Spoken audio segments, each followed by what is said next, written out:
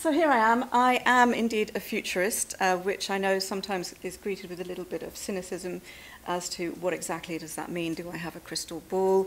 No, I don't. I've been working at Borsa Marstella, which is a global communications agency, for the last 17 years. And in the last 5 years, I have been really studying the future, because it's become very clear to me that it is pretty pointless to talk about individual trends, whether it's industry trends or consumer trends or digital trends, without having that bigger picture and the wider landscape.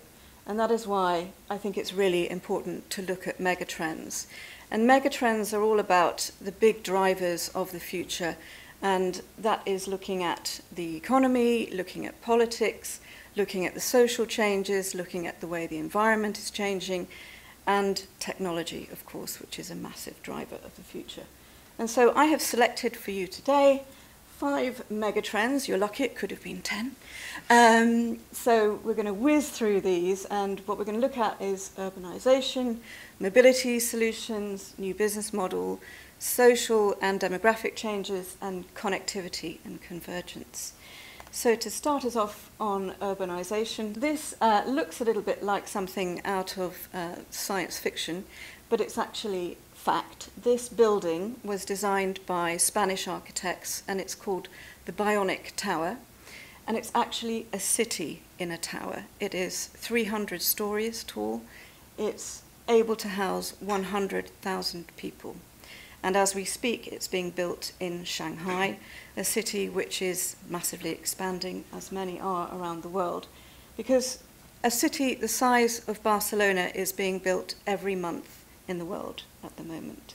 And that's creating 6 million new urban dwellers, and that is where we're going. In 2050, there'll be 10 billion people in the world, 70% of whom will be living in cities. And what does that mean? That means that cities are becoming consumers in their own right, that they have massive needs for energy, for resources, for waste disposal, for communications, and they need smart solutions. And nowhere do we need smart solutions more critically than in the area of mobility. Mobility solutions. We already have a lot of innovations going on in this space. I'm sure you're all aware of Google's driverless cars, and we will have driverless cars in the UK in the next 5 years.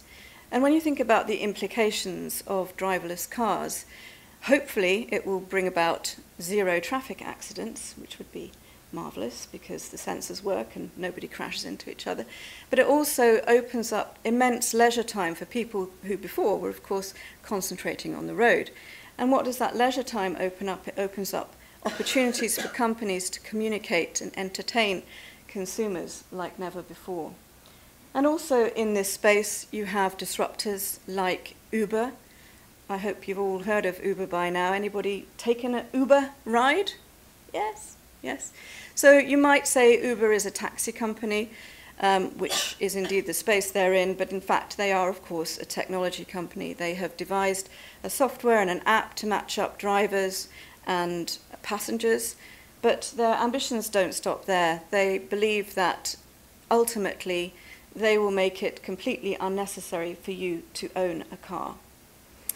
They think that they will have a solution in place that will take you door to door without the need to own a car. It will be seamless, it will be easily paid, it will be less expensive than the current situation.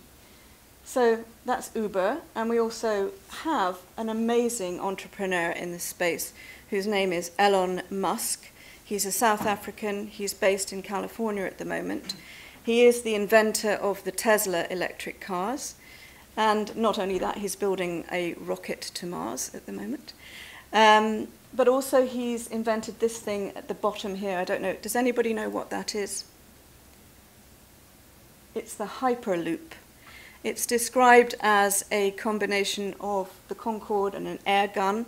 It's a ground transportation solution, and it's going to cut transport times, for example, from San Francisco to LA. Instead of at the moment being 3-something hours, it will be half an hour. And what is fascinating about Elon Musk is that he believes in open development and open collaboration.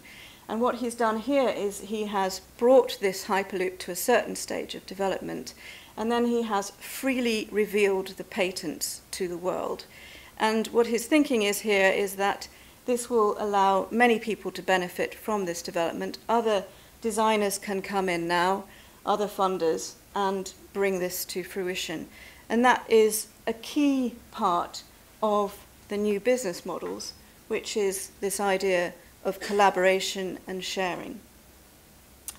So one of the great examples of this is a company in America called Patagonia. They're a clothing company, and they famously took out an advert with a picture of one of their jackets saying, "Don't buy this jacket." That was an incredibly daring thing to do for a consumer goods company, to say, "Don't buy our consumer goods." And you might think it was business suicide, but in actual fact, what they did by doing that was actually increase sales and increase loyalty, because what they were saying to their consumers was, don't buy this jacket, either repair the one you already have or allow us to help you recycle it and be part of something that they call the responsible economy. The responsible economy is about not harming the planet, and what they understood was that we as consumers today are very conscious of the impact of our purchasing decisions. We've seen pictures of factories collapsed in India and the ramifications for the planet of our purchasing decisions. And what they've done is alleviate our guilt by showing us transparently where their goods come from. If you look on their website, you have a completely transparent supply chain shown to you where the cotton comes from and the things that they're trying to improve that they haven't yet improved. So they're completely open and transparent about how they go about manufacturing. And I think for all of us in business, it's becoming more and more important for us to look at ways in which we can also share our knowledge and our experience, look at ways to lend, to gift, to share, to set up marketplaces, and ways in which we can share our experience and our know-how. Social and demographic changes. I think we're all aware that the population of the world is aging rapidly. I know I am. But what that is doing, it's got massive implications, for example, in the workplace. You have people like me who are going to be retiring much older than I thought I would. And that means that it's creating kind of bottleneck of job supply, millennials not being able to get into the workplace. And indeed, what does the workplace of the future look like? In around 20 years' time, 40% of the jobs we know today will no longer exist because of automation, because of robots. Yes, robots are coming. And indeed, if 40% of jobs are going, 60% of jobs are going to be created that we don't even know what they are at the moment. We don't know what these roles are because those jobs don't yet exist, but they will. The other one I want to talk about is the rise of the economically empowered female consumer and businesswoman. Women today control $20 trillion worth of purchasing power. I don't know about you, but trillions start to make my head spin a bit. But $20 trillion represents 1.5 times the purchasing power of the United States of America. So it's huge. And if you're not thinking about that consumer base, you're really missing out. And indeed, in terms of business, it has been proven, there are many studies that show that if you have a larger proportion of women in leadership, then you will have higher profitability, something like 47% more profitability the more women you have in leadership positions. So again, that is a huge demographic to be paying attention to. Lastly, and not least, connectivity and convergence. Of course, this is all about the 80 billion devices that we will have by 2050, how we're all going to be connected, the Internet of Things, which is actually more radically life-changing than the invention of the Internet itself. I was speaking to someone before I started about wearable technology and just how connected we're going to be, how informed we're going to be, the quantified self movement for people connecting their devices to find out about their fitness, their health, and so forth. Anyone here doing any kind of fitness tracking with wearable technology? Yes? well done. So that's the way of the future. And the thing that I find fascinating about health and the health sector is that you have massive technology companies getting into that space. Apple, of course, recently announced their smartwatch that will come out next year. But Google, I think, are the most fascinating of all in this space, because, of course, they've got Google Glass, which is already being used in operating rooms in America. So surgeons in operations are actually able to call up patients' notes, look at videos of operations if they encounter something they haven't come across before, all on the fly, in situ, in the operating theatre. And that's quite extraordinary. But the other, even more extraordinary thing about Google is that they have recently hired a futurist whose name is Raymond Kurzweil. And he, several decades ago, is the man who said that we would have immortality by 2025. And at that time, he was seen at worst as a nutcase and at best as a maverick. But time has shown that he is right, in fact. And what he means by that is not that we will necessarily be able to prolong human life as we know it, but that we will be able to download into software all of our thoughts and feelings and emotions and keep that long after we're gone. And so Google have just hired Raymond Kurzweil as their chief engineer to build a human mind. And this is quite extraordinary.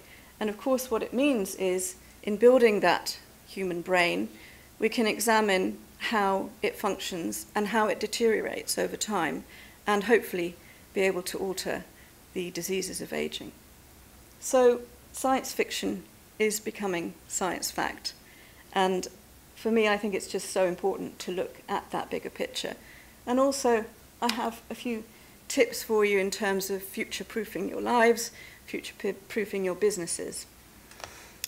As I mentioned, it's a sense of urgency that you need to have in terms of thinking about the future. The future is upon us. The future is exponentially changing the world that we live in. So have a sense of urgency about examining the future. And for future-proofing, you need great leadership. You need leadership with purpose, leadership that is not based solely on profit motives, because the consumers of today are very conscious consumers, and they want companies to give back to communities and to society. And you need to have that leadership with purpose. Why do you exist beyond the profit motive? And also you need leadership that is incredibly comfortable with the completely uncertain future that we face. They need to be comfortable with that degree of ambiguity. And as I mentioned about the workplace, we have people being educated in universities at the moment and coming out and thinking that's it as far as their learning is concerned. But no, for the future we need lifelong learning, because everything we learn at university will be defunct after 5 or 6 years. So we have to keep going with learning.